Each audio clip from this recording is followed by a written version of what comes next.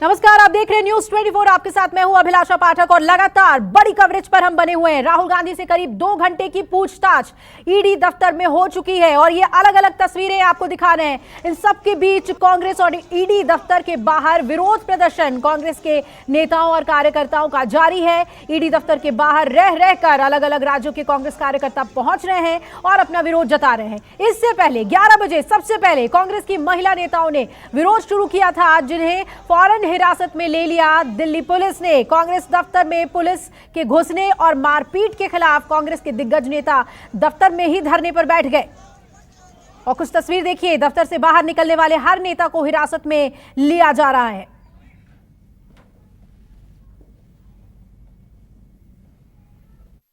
आज देश का तमाम विपक्षी पार्टियां मान गई, देशवासी मान गए। एकमात्र राहुल गांधी है जो मोदी जी और उनकी सरकार का मुकाबला कर रहा है। अब तो जितने आप लोग लिख रहे हैं आर्टिकल, उसमें आने लग गया है एक व्यक्ति का नाम राहुल गांधी जो लगातार मुकाबला कर रहा है और उन्हीं को मोदी जी, अमित शाह जी टारगेट बनाए हुए हैं। हमारे राजनीतिक दल के कार्यालय में पुलिस बिना सूचना के घुस गई और हमारे लोगों पे लाठी चार्ज किया है और इसके विरोध में हम धरना में बैठे हैं और ये बेहद निंदनीय है। दिल्ली पुलिस केंद्र सरकार के अधीन है और जब तक केंद्र सरकार इसके लिए माफी मांगना चाहिए। कल भी आपके साथ बदसलूकी की गई थी, आपकी गाड़ी कर रहे हैं, रोज कर रहे हैं। इनको लोकतंत्र में विश्वास नहीं है। भारतीय जनता पार्टी, मोदी सरकार और उनके साथ साथ दिल्ली पुलिस अब गुंडागर्दी पर उतर आई है। गुंडागर्दी की सब हदें पार कर अखिल भारतीय कांग्रेस कमेटी के कार्यालय में घुसकर कार्यकर्ताओं और नेताओं को मारना पीटना अब ये संयम की सब हदें पार कर गया है।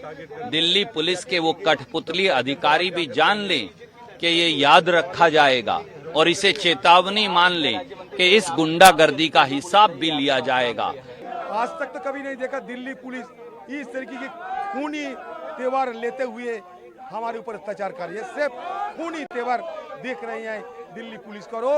जब हम पूछते हैं भाई आप क्यों कर रही है तो कहते ऊपर का निर्देश है, ऊपर का आदेश है, नौकरी नहीं बचने वाला। नहीं तो आप लोगों पर अत्याचार नहीं करोगे, हम लोग नहीं करेंगे तो नौकरी बचाना मुश्किल होगा। और इस तरीके का हमारे ऊपर धड़ल्ले से अत्याचार किया जा रहा है। लगता है कि ये हिंदुस्तान की प्रजातंत्र को ये शमशान और कब्रिस्तान में तब्दील करने की मंशा बना लिए हैं। ये जो सवाल पूछे जा रहे हैं इसके जवाब हर पत्रकार के पास हैं, हर वकील के पास हैं, हर एक के पास हैं। क्या मोदी जी को नहीं मालूम कि इसमें कुछ गलत नहीं है? सिर्फ सताने की कोशिश की जा रही है, हमें चुप कराने की कोशिश की जा रही है कि नरेंद्र मोदी और अमित शाह एजेंसीज को अपनी प्राइवेट आर्मी बनाकर चल रहे हैं। ईडी को स्वयं मंथन करना पड़ेगा कि उन्हीं की छवि आज धूल में मिट चुकी है, उन्हीं की आज छवि को मिटाने वाले हैं उनके जो राजनीतिक, जो उनके पॉलिटिकल मास्टर है प्रधानमंत्री मोदी जी और अमित शाह जी। मजाक बन चुका है, देश के लोग भी जानते हैं। और कहीं अगर लगता है कि राहुल गांधी जी को आप 1 दिन, 2 दिन, 3 दिन बुला के उनके मनोबल को कमज़ोर करेंगे तो इसका विपरीत ही होने वाला है। राहुल गांधी जी और शक्तिशाली होगी और देश की आवाज़ और शक्तिशाली होगी। ये हैरेसमेंट का तरीका है कि किस तरह से परेशान किया जाए, तंग किया जाए, इसी की पूरी ये योजना है और उसी के तहत उनको तंग करने के लिए सारी कुछ कोशिश हो रही है। वरना इस तरह से 3-3 दिन तक लगातार बुलाना, हैरेस करना, परेशान करना ताकि गांधी फैमिली को किस तरह से, गांधी परिवार को तंग किया जाए, ये सारी योजना वही है कि बदले की भावना से जो कार्रवाई की गई है, इस अखबार से जुड़े हुए सभी लोगों को जो इसके बोर्ड के मेंबर थे, आपने बुलाकर उन सभी से ईडी की पूछताछ कर रही है, ये सही नहीं है। हमारे धैर्य का इम्तिहान मत लें। हम गांधीवादी जरूर हैं, हम अहिंसक जरूर हैं, पर इसका हिसाब लिया जाएगा। और वो सारे दिल्ली पुलिस के अधिकारी जो कठपुतली बनकर मोदी सरकार की चापलूसी में लगे हैं, तलवे चाटने में लगे हैं, वो ये भी जान लें कि एक एक अधिकारी का जो कानून और संविधान की हत्या कर रहा है, कानून को अपने हाथ में ले रहा है, उसका हिसाब भी होगा। हम कड़े से कड़े शब्दों में मोदी सरकार और दिल्ली पुलिस के इस कुकृत्य की भर्त्सना करते हैं। जिस प्रकार की हरकतें विगत 3 दिनों से दिखाई पड़ रही हैं और हिंसा की आड़ लेकर भ्रष्टाचार को छुपाने का प्रयास हो रहा है, तो कितनी लघुता, कितना छोटापन नेतृत्व का दिखाई पड़ रहा है। यह साफ दिख जाता है कि गांधी के दौर से सोनिया गांधी जी और राहुल गांधी जी के दौर तक आते आते कांग्रेस कितनी छोटी और कितनी बौनी होती चली जा रही है। केवल शब्दों के जाल में बिछाकर आप सच्चाई को नहीं छुपा सकते। भारतीय जनता पार्टी और मोदी सरकार ये बताए, क्या ये सच नहीं कि साल 2015 में इस पूरे मामले में एनफोर्समेंट डायरेक्टरेट ईडी ने, जो मोदी सरकार के तहत तब भी था, उन्होंने पाया कि कोई अपराध ही नहीं और पूरा मामला बंद कर दिया। तो 8 साल के बाद ये कैसे जिंदा हुआ, क्यों हुआ, किस दुर्भावना से हुआ, किस मंशा से हुआ? तो पहले तो पार्टी की संपत्ति, पार्टी से जुड़े हुए ऑर्गेनाइजेशन की संपत्ति और धन अपने नाम किया। अब पार्टी कार्यालय को ही किसी भी प्रकार की उपद्रवीय एक्टिविटियों या इस प्रकार के आंदोलन जिसके कि अंदर आज आगजनी की भी समाचार आए हैं, उसका केंद्र बनाया। यह अपने आप में कांग्रेस के वास्तविक चरित्र को उजागर करता है। तो इस बड़ी खबर पे हम लगातार बने हुए हैं और आज फुल एक्शन देखने को मिला है कांग्रेस कार्यकर्ताओं और नेताओं का, चाहे वो ईडी दफ्तर हो या फिर हम बात कर ले कांग्रेस दफ्तर की। और वहां पर जीरो ग्राउंड पर मौजूद है मेरे सभी सहयोगी। ईडी दफ्तर के बाहर दीपक दुबे और राहुल प्रकाश मौजूद हैं, जबकि कांग्रेस ऑफिस के बाहर रमन कुमार हैं। पहले दीपक आपके पास आना चाहेंगे, क्योंकि लगातार आज ईडी दफ्तर के बाहर प्रदर्शन देखने को मिला है। क्या हो रहा है वहां पर? क्या अभी भी फुल एक्शन में है कांग्रेसी नेता और कार्यकर्ता? जी, हालात अभी सामान्य हो चुके हैं। पुलिस के अधिकारी और बड़ी संख्या में पुलिसकर्मी यहाँ पर पहुँचे हुए थे और यहाँ पर पुलिस की जो टीम है वो अभी भी यहाँ पर पहुँची हुई है। पुलिस की जो गाड़ी है वो भी यहाँ पर मौजूद है। यहाँ पर 3 बार अटेम्प्ट किया गया कि ईडी के दफ्तर कांग्रेस के कार्यकर्ता अंदर जा सके। ऐसे में पहली बार ये जो बैरिकेटिंग आप देख रही हैं, राहुल गांधी जब 11:42 पर पहुंचे थे तो 11:46 से 47 के करीब में यहाँ पर कांग्रेस के कार्यकर्ता, जिसमें महिला कार्यकर्ता भी मौजूद थी, वो यहाँ पर पहुँच जाती हैं। सड़कों पर विरोध प्रदर्शन किया जाता है और उसके बाद पुलिस के द्वारा फिर उन्हें उठाकर बसों में भरा जाता है। सामने की सड़क जो देख रही हैं सामने, ये दूसरी लेन है, महज 50 मीटर की दूरी पर ईडी ऑफिस है। वहाँ पर आगजनी की जाती है, रोड को जाम कर दिया जाता है, बड़ी संख्या में यूथ कांग्रेस के लोग पहुँचते हैं। अभी के जो हालात हैं ये है कि कुछ समय पहले भी कांग्रेस के कार्यकर्ता एक बार फिर से अटेम्प्ट करते हैं कि ईडी दफ्तर तक पहुंच सके, अपना विरोध दर्ज करा सके, लेकिन इसी तरह से जो पुलिसकर्मी हैं वो यहां पर तैनात थे। उन्होंने पहले ही उन सभी को पुलिस के गाड़ी में भरकर उन्हें स्थानीय जो पुलिस स्टेशन है वहां पर लेकर गए हैं।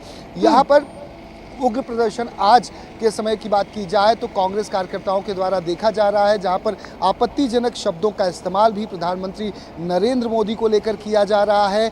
वहीं लगातार यह सवाल पूछे जा रहे हैं कि अमानवीय जो व्यवहार है वो दिल्ली पुलिस के द्वारा किया जा रहा है। हमें प्रोटेस्ट करने की आज़ादी है, हमें प्रोटेस्ट करने देना चाहिए, लेकिन सवाल ये है कि जब दिल्ली पुलिस ने धारा 144 लगाई हुई है तो न सिर्फ ईडी के प्रांगण के आसपास बल्कि कांग्रेस के एआईसीसी के आसपास भी कोई भी बेवजह नहीं भटक सकता है। खासतौर पर जो प्रोटेस्टर है, यही वजह है कि जो दिल्ली पुलिस है इन सभी को पहले समझाती है और उसके बाद इन्हें कहती है कि आप लोग यहाँ से चले जाइए, प्रोटेस्ट मत कीजिए। उसके बावजूद जो लोग उग्र हुए उन्हें हिरासत में लिया गया, हिरासत में लेकर यहाँ से जाया जा चुका है। चलिए, धारा 144 की बात आपने दीपक की, लेकिन कांग्रेस में ये कहा गया कि हमारे दफ्तर के अंदर ये कहते हुए दिल्ली पुलिस घुसी है कि धारा 144 लगी हुई है, जो कि गलत है। रमन कुमार मौजूद है वहां पर। रमन, अभी क्या माहौल है कांग्रेस दफ्तर में? क्या अभी भी पुलिस की सख्ती वहां पर देखने को मिल रही है?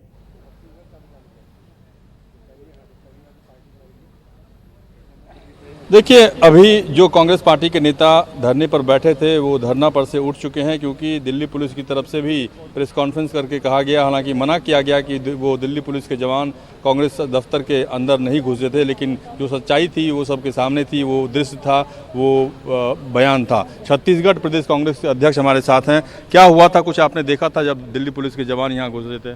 देखिए, आज़ादी के बाद पहली बार ऐसा हुआ है कि किसी राष्ट्रीय पार्टी के मुख्यालय में दिल्ली पुलिस घुसती है और कार्यकर्ताओं को मारपीट करती है।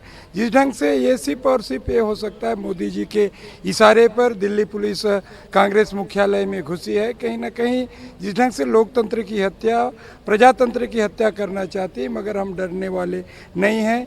हम लड़ेंगे और जीतेंगे। सत्य परेशान हो सकता है मगर पराजित नहीं हो सकता। हमारे नेता आदरणीय राहुल गांधी जी केंद्र सरकार की नाकामियों को देश की जनता के सामने उजागर कर रहे हैं। इसी कारण केंद्र सरकार बौखला गई है और एक ईडी का बहाना लेके हमारे नेता के साथ लगातार पूछताछ कर रही है। जब जब चुनाव आते हैं, जो इलेक्शन मैनेजमेंट डिपार्टमेंट का जो ईडी का रूप देखने को मिलता है, मगर हम डरेंगे नहीं, लड़ेंगे। लेकिन बीजेपी कह रही है कि आप हिंसा का सहारा ले रहे हैं। देखिए, हम हिंसा का सहारा ले ही नहीं सकता। हम गांधी के अनुयायी हैं। गांधी जी के जो रास्ते हैं, सत्याग्रह, उस पर हम लोग चलते हैं। दिल्ली पुलिस अंदर घुस गई थी, फिर भी हम अहिंसा के दम पे हम धरना प्रदर्शन कर रहे हैं। हम लोग लोकतांत्रिक तरीके से धरना प्रदर्शन कर रहे हैं। मगर भारतीय जनता पार्टी को जो अहम है, घमंड है, ये घमंड ज्यादा दिनों तक चलने वाला नहीं है। यानी कि रमन और दीपक, आप हमारे साथ बने रहिएगा। नेताओं ने ऐलान किया है कि आज 4 बजे जो पूरे देश के प्रदेश बने रहिएगा। रमन, हम जल्दी से दिखा दें, कांग्रेस नेता गौरव गोगोई ने क्या रिएक्ट किया है इस पूरे मसले पर, सुनते हैं उन्हें। राहुल गांधी के साथ आज तीसरे दिन पूछताछ होने वाली है और कहा जा रहा है कि राहुल गांधी कांग्रेस दफ्तर नहीं आएंगे, सीधे ईडी के दफ्तर जाएंगे। देखिए, अब तीसरे दिन के अब होने के पश्चात आज देश के लोग भी जानते हैं कि ये एक नाटक है। ये किसी तरीके से ये प्रजातंत्र को बचाना नहीं चाहते मोदी जी। ये ईडी और अपने सारे जो एजेंसियां हैं उसको लेके विपक्षी दलों और विपक्षी शक्ति को ख़त्म करना चाहती है। और कहीं ना कहीं ईडी को स्वयं मंथन करना पड़ेगा कि उन्हीं की छवि आज धूल में मिट चुकी है। उन्हीं की आज छवि को मिटाने वाले हैं उनके जो राजनीतिक, जो उनके पॉलिटिकल मास्टर है प्रधानमंत्री मोदी जी और अमित शाह जी। मजाक बन चुका है, देश के लोग भी जानते हैं। और कहीं अगर लगता है कि राहुल गांधी जी को आप 1 दिन, 2 दिन, 3 दिन बुला के उनके मनोबल को कमज़ोर करेंगे तो इसका विपरीत ही होने वाला है। राहुल गांधी जी और शक्तिशाली होगी और देश की आवाज़ और शक्तिशाली होगी। ईडी की तरफ से जो जानकारी मिल रही है उसके मुताबिक कहा जा रहा है कि राहुल गांधी सवालों के जवाब सही तरीके से नहीं दे रहे हैं। देखिए, ये पूरा का पूरा ये ईडी को आज मैं बोल रहा हूँ, उनकी जो विश्वास कर सकते हैं कि नहीं कर सकते, उसी को लेके एक बड़ा प्रश्न है। क्योंकि ईडी से विपक्षी दलों के घर में जाता है। ईडी कभी बीजेपी शासित प्रदेशों में नहीं जाता। ईडी कभी बीजेपी मुख्यमंत्रियों को नहीं बुलाते हैं। विभिन्न जो मुख्यमंत्री जो अलग अलग करप्शन और स्कैंडल में जुड़े हुए हैं उनको नहीं बुलाता। तो ये सारी से सारी ईडी अब एक एजेंसी, जांच एजेंसी नहीं, लेकिन आरएसएस और बीजेपी का एक और शाखा बन चुका है। आपको लगता है कि जुडिशरी इस मामले की जांच कर रही है, इसीलिए ईडी के द्वारा फिर से राहुल गांधी को बुलाने का कोई मतलब नहीं है? देखिए, जुडिशरी से ऊपर क्या है, जुडिशरी में सारे वो तथ्य आ जाते हैं। केस चल रहा है तो जुडिशरी में भी जब उनको कुछ नहीं मिला है तो ईडी का ये बुलाना साफ साफ ये जाहिर करता है कि ये सिर्फ एक राजनीतिक षड्यंत्र है। आज के तारीख में जो देश के जो मूल समस्याएं हैं, जो विभिन्न आर्थिक समस्या हैं, सामाजिक समस्या हैं, प्रदेशों में समस्या है, बाढ़ की समस्या है, कटाव की समस्या है, उनसे लोगों का दृष्टि अलग करने की एक साजिश है। धन्यवाद हमसे बातचीत करने के लिए। ये थे गौरव गोगोई, जिन्होंने कहा कि जब जुडिशरी इस मामले की जांच कर रही है तो फिर ईडी के द्वारा तलब किया जाना सही नहीं है। रमन कुमार, दिल्ली, न्यूज़ 24। और इस वक्त की ब्रेकिंग न्यूज आपको बता दें कि कांग्रेस ने देशव्यापी विरोध का प्लान बना लिया है। आज के प्रदर्शन के बाद अब आगे की रणनीति पर कांग्रेस ने मन बना लिया है कि गवर्नर हाउस का कल हर प्रदेश में घेराव किया जाएगा और परसों हर जिला मुख्यालय में कांग्रेस कार्यकर्ता और नेता प्रदर्शन करेंगे। कल हर गवर्नर हाउस का घेराव होगा और परसों हर जिला मुख्यालय पर कांग्रेस के लोग प्रदर्शन करेंगे। जान ले मोदी जी, प्रजातंत्र की अवहेलना करने वालों की खैर नहीं। अहंकार रावण का भी टूटा, अहंकार कंस का भी टूटा, अहंकार दुर्योधन का भी टूटा, अहंकार आज की सत्ता के सिंहासन पर बैठे मदमस्त लोगों का भी टूटेगा।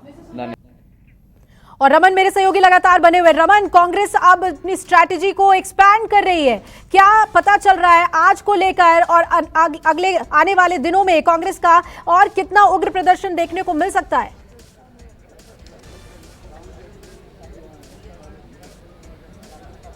देखा आपने कि रणदीप सुरजेवाला का बयान किस तरीके से तल्ख था और लगातार वो इस बात को लेकर आलोचना कर रहे थे दिल्ली पुलिस की कि दिल्ली पुलिस केंद्र सरकार के इशारे पर काम कर रही है, और जिस तरीके से दिल्ली पुलिस काम कर रही है हमने चिन्हित किया हुआ है कुछ अधिकारियों को, और समय जब आएगा तो हम उसका बदला जरूर लेंगे।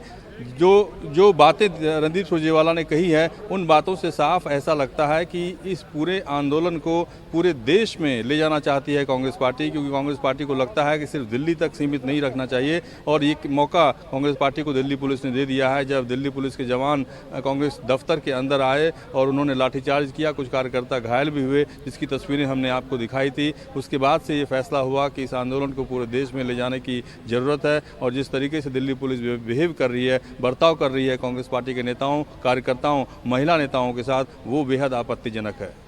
बिल्कुल रमन, बने रहिएगा हमारे साथ, और ईडी दफ्तर से तमाम जानकारी दी आपने। दीपक, शुक्रिया आपका। नमस्कार, मैं हूं मानक गुप्ता। अगर आपको हमारा ये वीडियो पसंद आया हो तो इसे लाइक और शेयर जरूर करें, और हां, हमें सब्सक्राइब और फॉलो करना ना भूलें, ताकि आप देश और दुनिया की कोई खबर मिस ना करें। तो जुड़े रहिए हमारे साथ और देखते रहिए News 24।